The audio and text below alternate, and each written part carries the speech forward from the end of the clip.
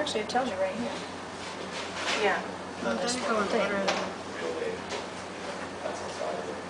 This one, where's number 2? That's just still part of the interface. The chromosomes haven't really replicated themselves. So anything that's not inside is going to be a polar body then? These are all- Right.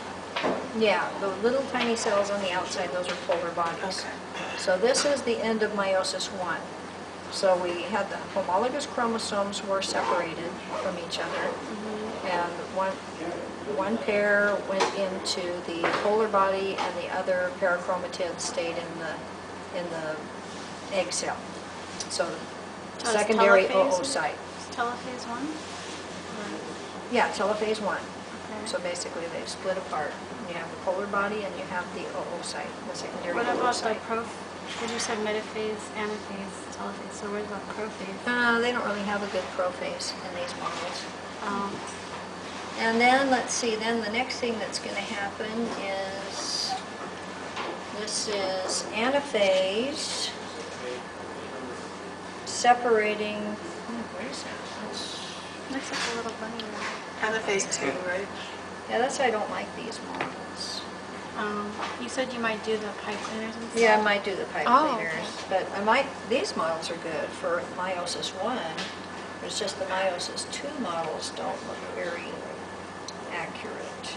So maybe the pipe cleaners for meiosis too. Yeah, if it was meiosis 2, I might use the pipe cleaners because I don't like these models for meiosis 2. This is actually this is kind of prophase 2 here. Prophase 2? Yeah, because see, here's our identical chromatids, but they're not even together. I don't know. These models, like I said, I don't like these models, so I don't use them usually. So just these ones? Yeah, meiosis 1, they have a pretty good representation of what's going on in meiosis 1 here, but meiosis 2, it's just, prophase. here's meiosis 2, where now the identical chromatids separated. So this would be anaphase 2 of meiosis 2, or telophase 2 of meiosis 2. Because now we separated the identical chromatids, and they're in 2 separate cells. So here's our second polar body. So it would be telophase 2? Of Yes, meiosis yeah, 2? that would be like telophase 2 of meiosis 2. Oh, okay. They don't have a good representation of anaphase 2. What happens in anaphase again? Anaphase, the chromosomes are separated. Okay. So if it's anaphase 1, it's the homologous chromosomes that are separated that are still composed of the identical chromatids. If it's anaphase 2, it's the identical chromatids that are separated. That sounds very similar to Steinberg. No, homologous chromosomes. Each one's still composed of identical chromatids, right? Yeah. Anaphase 2, identical chromatids separate. See, now they're Oh, so they're individual individual. chromosomes. They're Okay. not paired together anymore. Okay. Okay. So it makes more sense than And then metaphase, metaphase. Metaphase is just when they line up along the middle. So there's no prophase, right? There's the interphase. There is a metaphase. prophase, but there's no prophase in these models.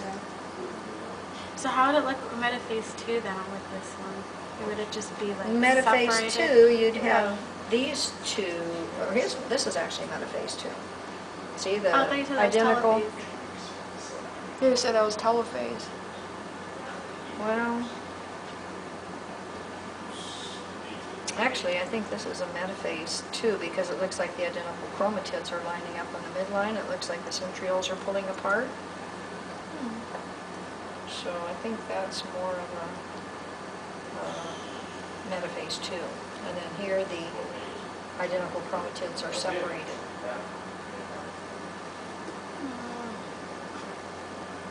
Yeah, like I say, I'll probably just use the pipe cleaners because these models are confusing. When we used the other school I taught at, they had a much better model that illustrated what was happening in spermatogenesis